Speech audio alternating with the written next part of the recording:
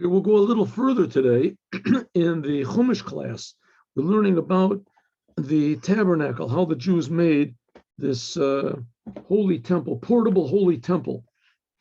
Mikdash, they made this holy temple that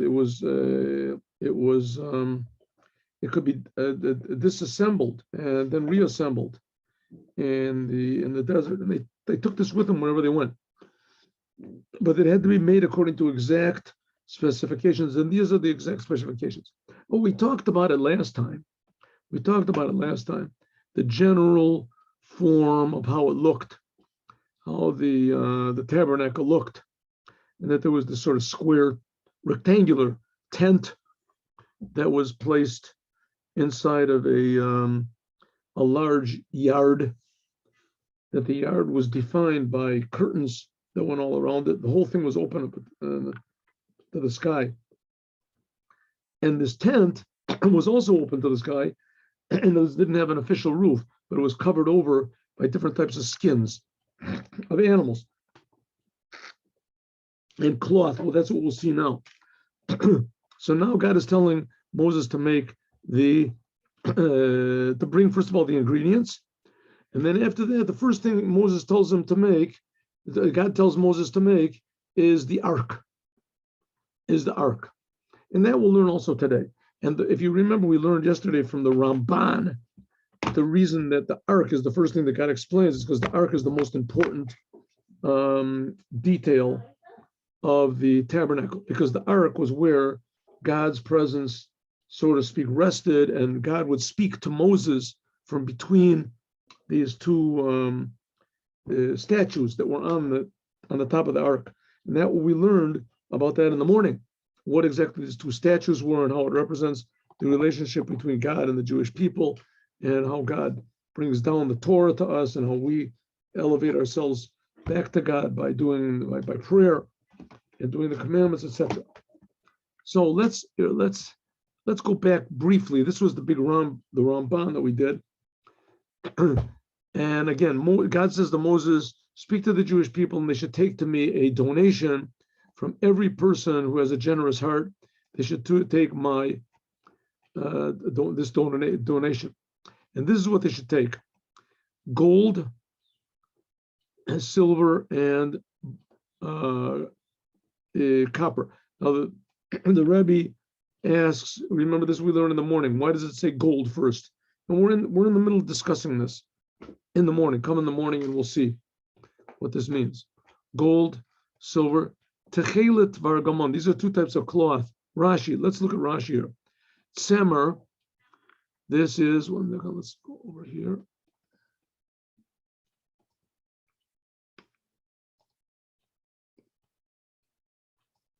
Wool, which is colored with the blood of a chalazon. A chalazon is some sort of a crustacean or a snail or something like that. And the color is yarok. It is green. Green in this case, it means like blue. It's the same thing, blue, green. It's a very big controversy today if we do have this color or not. According to the Arizal and most of the Hasidim today, we don't know what this worm is, so we don't have the color. But there are some that say that we do. There was the Rebbe of Rudzin, and he wrote a whole book about it.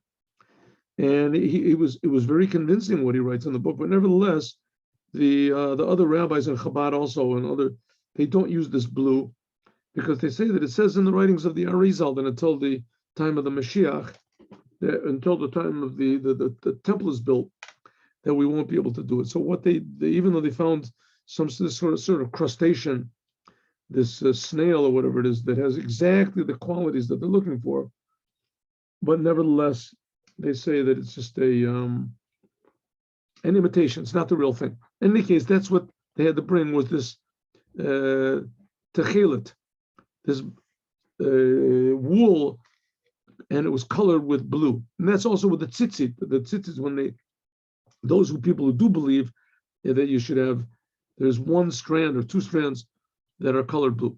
Argaman, this is another color of wool, and it's colored but with another color. With the name of it is argaman. Argaman is something like purple, I think.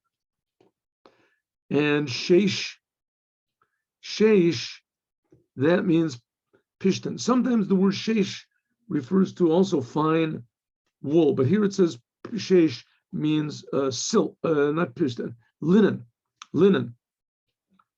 And izim, it says you should take a sneeze of izim. What does that mean? Izim means goats. They would actually take goats. No, it said they would take just the fur of the goats, not the hide. They would shave the hair of the goats. That's called the notza of izim. Therefore, it says umazi, from the goats. Something comes from the goats and not the goats themselves. In other words, not the skin from the goats. All right. Orot elim madamim, the skins of elim. Now, elim are usually like rams, but they're painted red. Rashi says they're colored red after you tan the hides. For orot tchashim, and the skins of tchashim. Now, what are tchashim? Tchashim it says some sort of a weird animal that it was only in the time when they were building this tabernacle, and it had a lot of colors on it.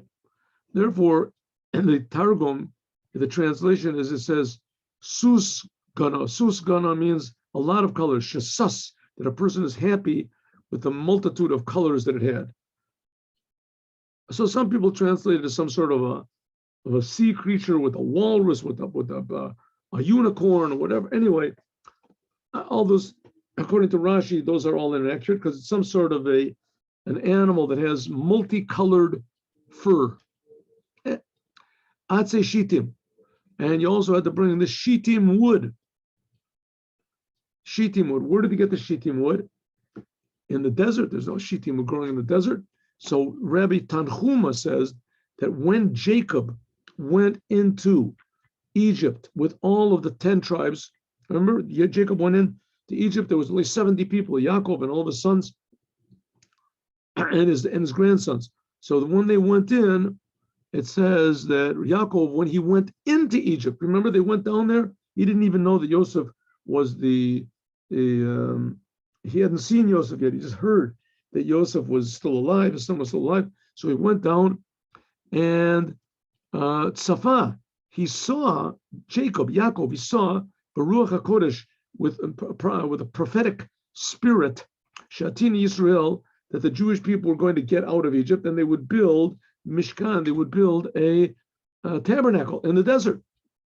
Vahavi Arazim, and therefore when he went into Egypt, he brought cedar trees from Israel. That's where Yaakov was living, in Canaan. He went and he planted them in Egypt. Tziva Labanav, and he commanded his sons, in other words, it was going to be like another, 300 years later, when they got out, Imayim to go to take them out, 210 years later, sorry. When they went out of Egypt. So he commanded that, but there's a very interesting Zakanim. No. So I made a mistake over here. No, it's not Zakanim. I made a mistake. Okay. It says, I'd say Shitim, Shin, Tet, Yud, Mem, Shitim. Shitim are the initials of Shalom, Tova, good, Yeshua, salvation, and Mechila, forgiveness. And in the desert, there were big forests that they took them from there. The Dad Zakanim, there's another opinion except for what Rashi said. Rashi said that they took them out of Egypt, that Jacob planted them. But he said no, that in the desert, the fact is there were big forests there in the desert.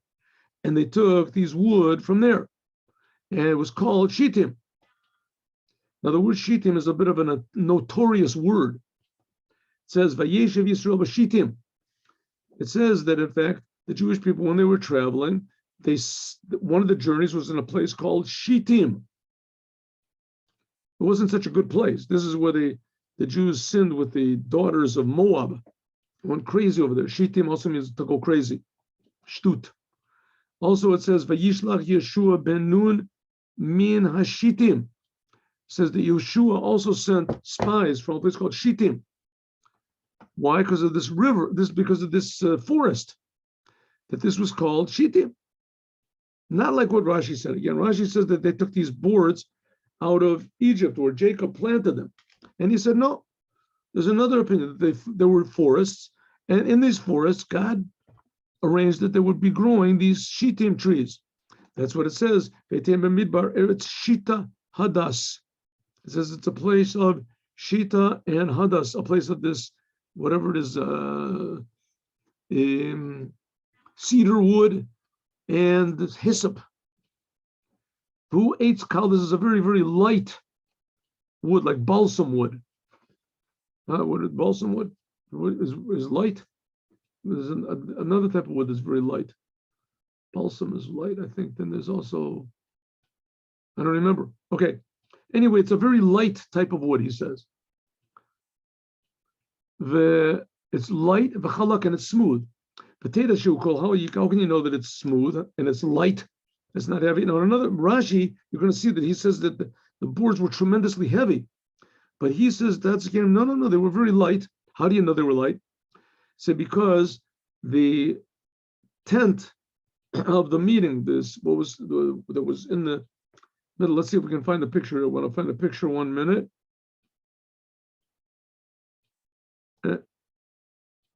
Sorry. One second, I made a mistake. Here. Oh. Let's see, can we find that picture here's a picture of the ark. I wanted to show you. That's the picture of the ark. We'll come back to this. The poles were coming from the narrow side, by the way. We're going to learn this. It's quite amazing that all these people drew pictures of the different vessels. All they had to do was just look in the Chmash, and they would see that the poles were not coming from the side. They were coming from the short side. But all right, what can we do? See what they put on the long side? That's simply not the way it was. Okay, we had a picture. Remember, we had a picture of the ark. Where was it? Here. It looks something like this. Right, here was the ark. Here was this was 100 amas, which means 150 feet by 50 amas. But the pictures are incredibly inaccurate. But anyway, this is at least a little bit sort of approaching. Let's see, do we have another picture here?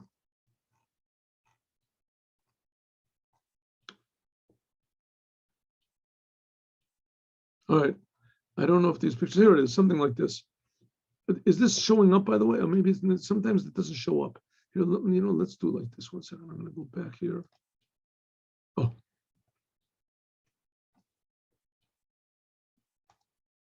There we go. Now it's going to show up.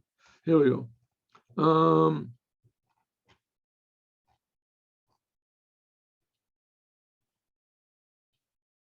Here, this is something like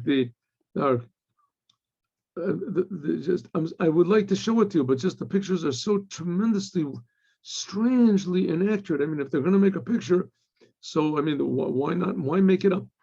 Okay. Anyway, let's say it looks like this. There wasn't like a tent, but there was this big sort of outer court, which is 100. And this over here, this was called the oil moed here, like this. This was 100 amas by 50 amas. I'm sorry. This was 100 amas by 50 amas. And this central building that was here, this was 30 amas by 10 amas. And it was divided into 2 rooms. This back room was where the ark was. That was the Holy of Holies. That was 10 by 10. And this was 20 by 10. Right? So these boards, now he wants to prove, the Kli Yakar wants to prove that these boards were very light. How is he going to prove it? Here. I'm sorry, the Datzikanim. The Datzikanim wants to prove that it was very light. How do you know? It says because they were very, very light and they were smooth. You should know because there were 48 boards. There were 48 boards. They stood up, right? They were 10 amas high.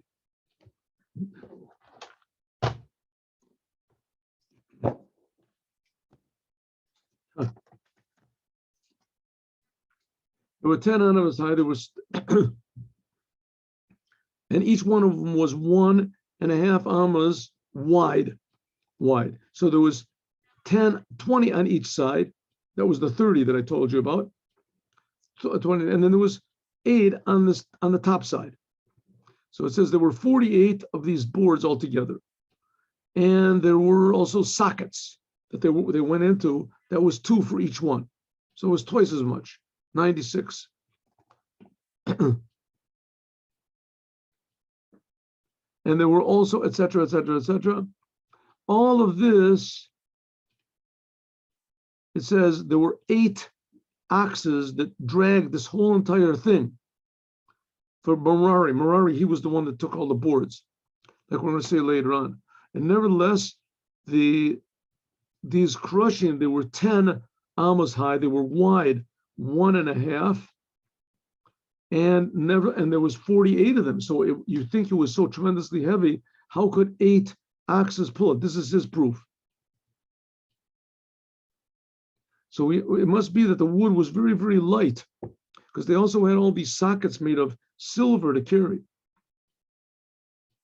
This is like H, which is called, it's some sort of a wood which is called madra, I guess in Aramaic, whatever.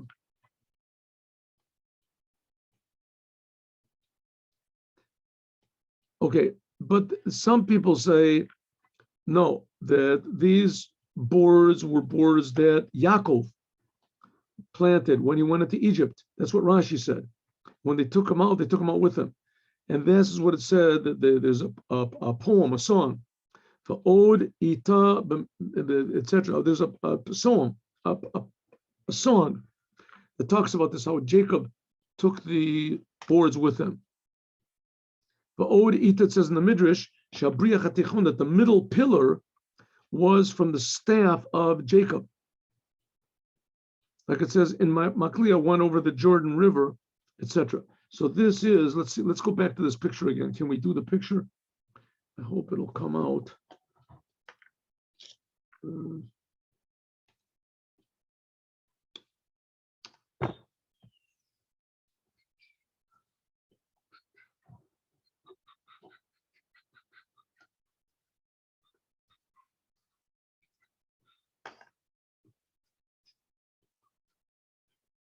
No, it's not coming out.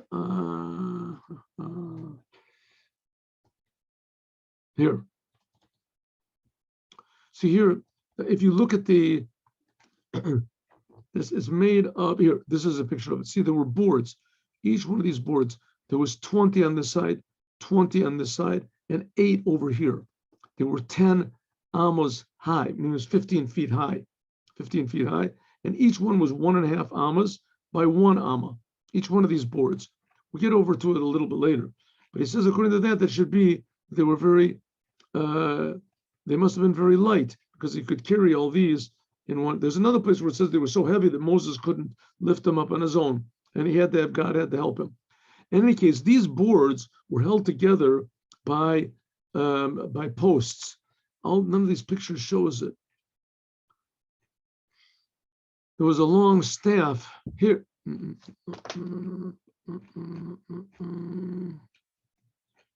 Quite astounding.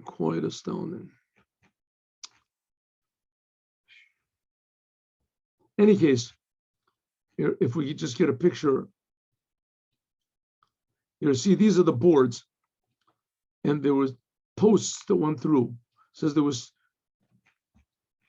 if we could just get a picture of the ark here. Okay, we can't get a picture of the ark, but it says, how did these boards stand up? There were rings on every board. There were 2 rings, one here and one here.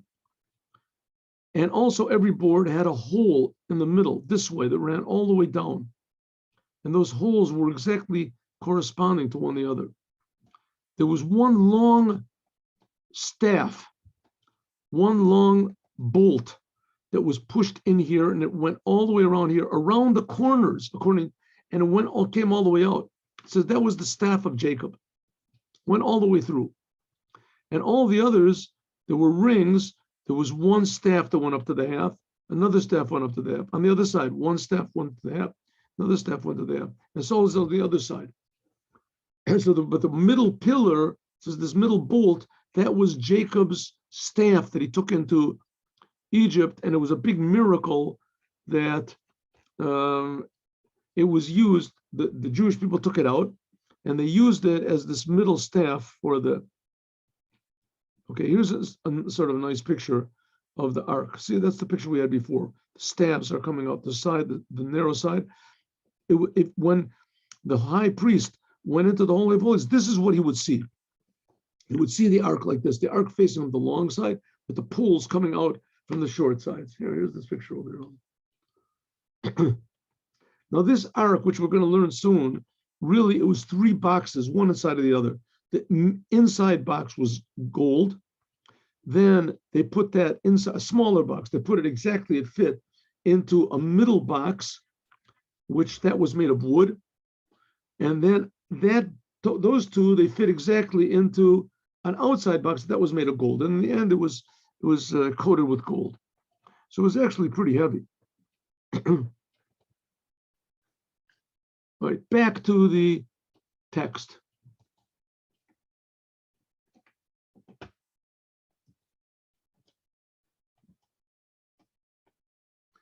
Okay, Shemen Lama Or, oil for the lamp, Besamim, spices, L'Shemen HaMishcha, for the anointing oil, and also Likatorat HaSamim, for the incense that had to be made, the people had to bring.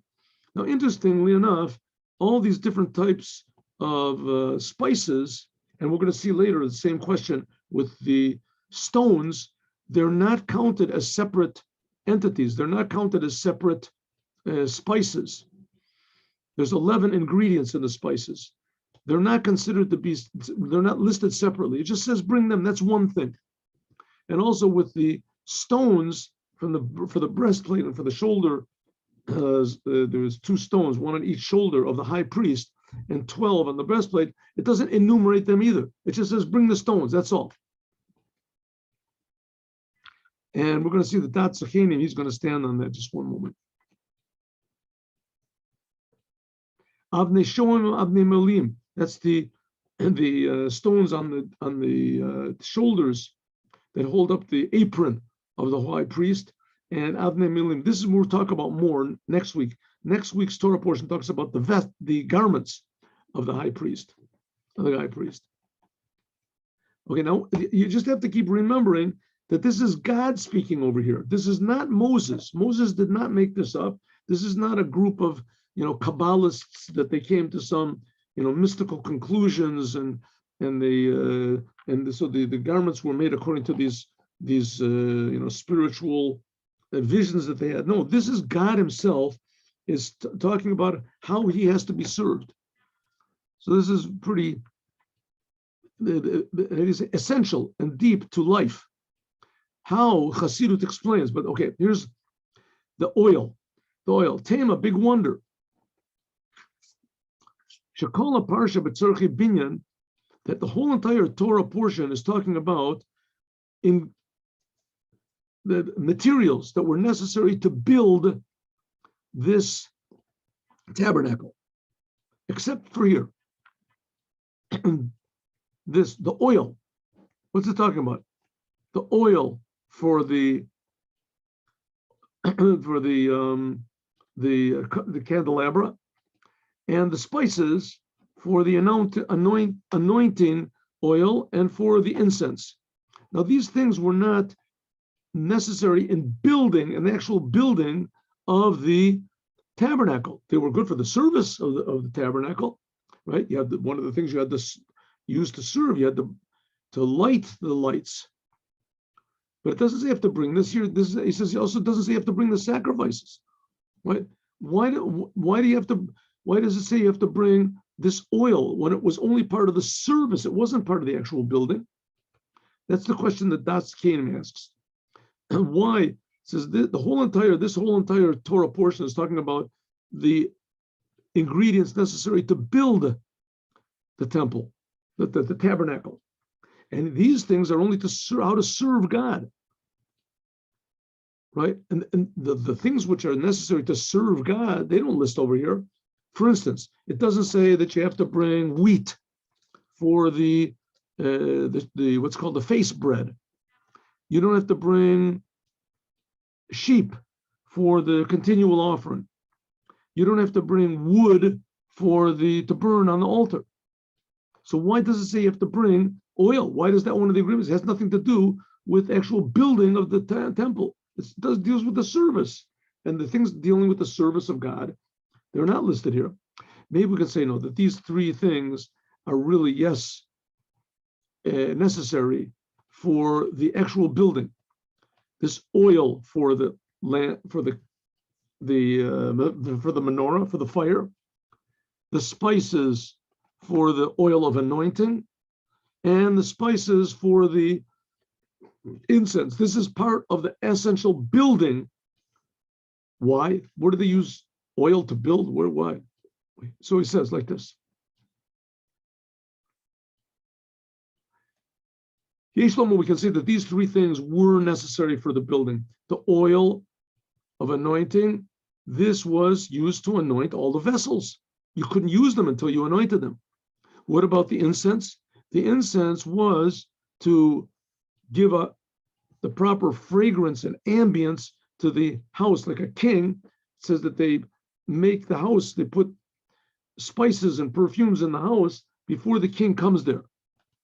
How much more so in front of the King of Kings, of God. And also we find this that by means of the incense that the Shekhinah is found. Like it says, it says that in the cloud of incense that the Kohen lights in the Holy of Holies, as it says that God appears in this cloud of incense. And it also says, same thing, it says in the cloud that God will appear. What about the oil for the candelabra, for the lamp in the holy temple, the seven branched lamp that was there? This is the way of kings. The king they have to light lights before them before they come into the house. Even though it says that the holy temple, that the lights that they lit there was not for illumination, because the house itself, it says it's shined out. Nevertheless, this is for the honor of God. So it's part of the actual building of the house, because the main thing of the house was to make God be revealed there. Okay, next, Avnei Shoem, the stones of the shoulder of the priest, and the Avnei Miluim, and the stones of the breastplate, and for the ephod, and the choshen, the breastplate for the ephod. The ephod was like a sort of a strange garment that was put on the Kohen's chest, and the choshen was put on his chest, and the ephod was right below that. Right there. Okay, Rashi said, what do you have to bring? Just say bring all the stones. Why does it have to say bring the stones on the shoulders? And also the stones for the breastplate.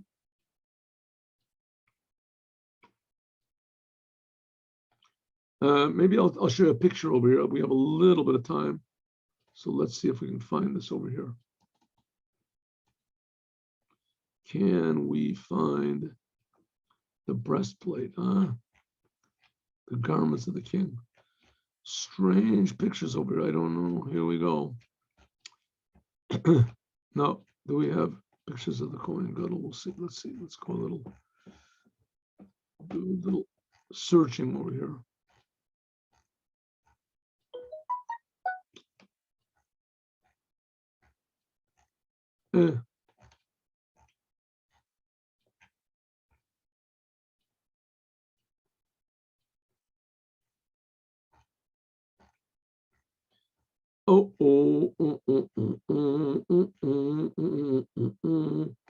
This is what I told you about before. I don't want to get out of this. Is 100 amas, the whole entire courtyard. Courtyard. And this was 10 by 30. And this was the inner sanctum where there was the Holy of Holies. That was 10 by 10.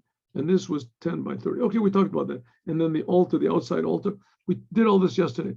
But I'm having a bit of a problem finding the here. Here it is. Here it is. Here. Is this anything? 1 minute. No. Oh, here it is. See, this is the Kohen. This is the high priest. And he had a breastplate over here with 12 stones in it. 3, 3, 3, 3, 4 rows of 3. And here, this was the Avnei Shoam. These were on the corners of his garment. Good, we found it. Very nice. I have this book. There's a lot of these books I have in my house and I can't find them. I have a suspicion. Okay. Let's go back to the Rashi. Avnei Shoam. So it says, for the ephod and the choshen, this is the Avnei Shoam for the ephod, and the miluim, this is for the choshen. This is the choshen mishpat that was, I just showed you, that was this little square on the Kohen's chest. There's bigger pictures we can find of it, but that'll suffice for us now. Let's just do the Or HaChaim here. And it says the Or HaChaim says that the Avnei Shoam and the Avnei Miluim.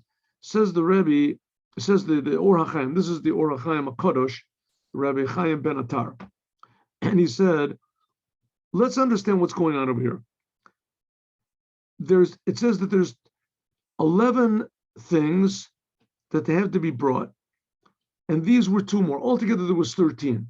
So here we have Avnei Shoam, the 2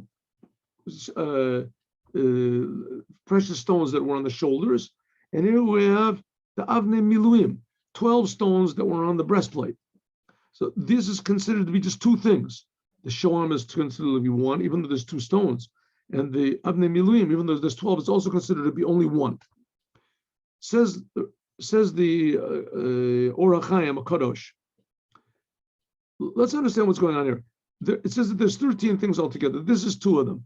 The other 11 things, right, are put in a certain order: gold, silver.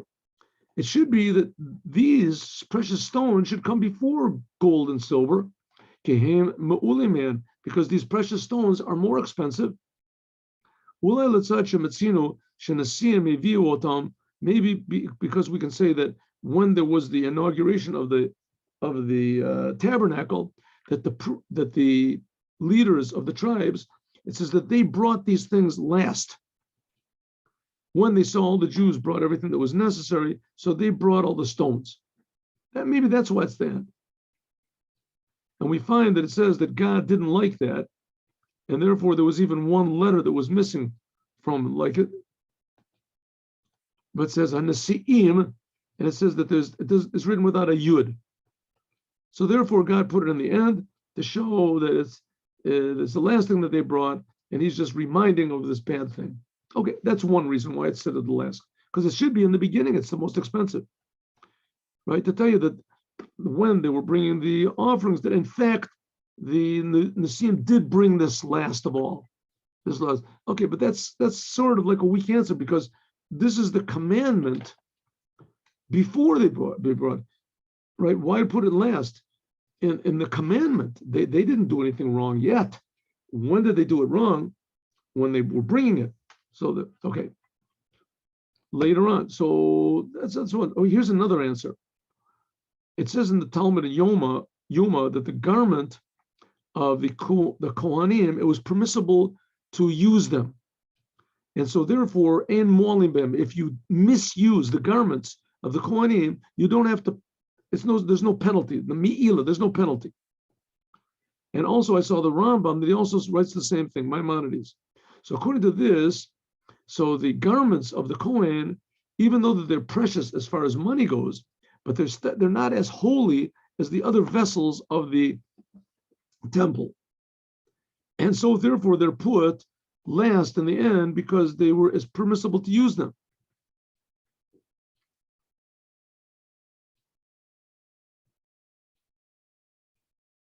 Okay, that's good enough for that.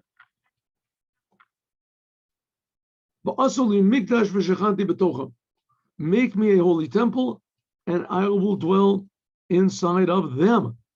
Why does it say inside of it? It means because of inside of each and every person for the rest of, it says the Orach Chaim. It doesn't say I will live inside of it. Lo amar bitocho. To tell you that what? Shamakom asher yagdishu, that any place that you make sanctify for God's dwelling, it will be in the Jewish people.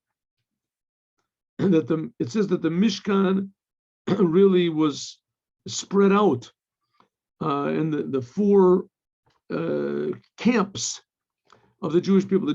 The Jewish people, when they traveled in the desert, so the Mishkan was, let's say, in the middle when they were traveling. There's different opinions exactly how it was. But all the 12 tribes, they traveled in what was called camps. There were 3 tribes in each camp. Right? There was each tribe, there was the camp of Yehuda, and the tribe of Reuven, the tribe of of Dan, that was the last, and the tribe of Yisachar, right? Those were the 4 tribes who were traveling in the desert. So it says that they were on the 4 directions. That was one of the tabernacle touched on all 4 of them, on all 4 of these camps. So this is what they said, why the Jewish people, when they saw Mount Sinai, that they camped around Mount Sinai according to these camps that they had. And also according to the different camps of the angels. Michael says on the right and Gabriel is on the left. This is a sign, and therefore they desired that also God should be among them, just like the angels were. And that was the shechah. That's what it means. God said, I will dwell within them. I will dwell in the middle of the Jewish people. Everything that I showed you, the form of the Mishkan and the form of all the vessels, and so you should do. Rashi said, and this sentence is connected to what it said before. Asli Migdash, make me a holy place, and I will dwell within them. And this here what it says, and the Jewish people did whatever God said is connected to what it said before. Asli Migdash, you should make me a holy place, just like I showed to you, and this is what they did. What does it mean that they did? Not only now, ta'asu, this is also for the future. And so also they will do. Right? You will do for all of the generations. In other words, the first temple and the second temple are in the same format as the tabernacle is, with the big altar outside and the ark and the holy of holies with the menorah and etc. And it also tells you that if you lose or is missing one of these the vessels of the holy temple, or in the future, when they make the vessels for the temple in Jerusalem, could go on like the tables and the menorah and the bowls, the thing that they wash their hands from, and all these different things that King Solomon made, that you should make them according to this general pattern. If it wasn't connected to what it said before, that the Jews did everything, that everything that I told you to do, you will do. Right? So it says, you should make me a holy temple, just like I showed you, you will do. In other words, even in the future generations. Therefore, lo yalo lichtov v'kein tasu, ela kein. It shouldn't be kein tasu. It says v'kein to, and they did it. It should just be kein tasu, that they did what God said in the past. But notice it says vikain, and it means it's talking about then it's talking about making in the future generations as well. So it's not just telling you that the Jewish people did what God said back here.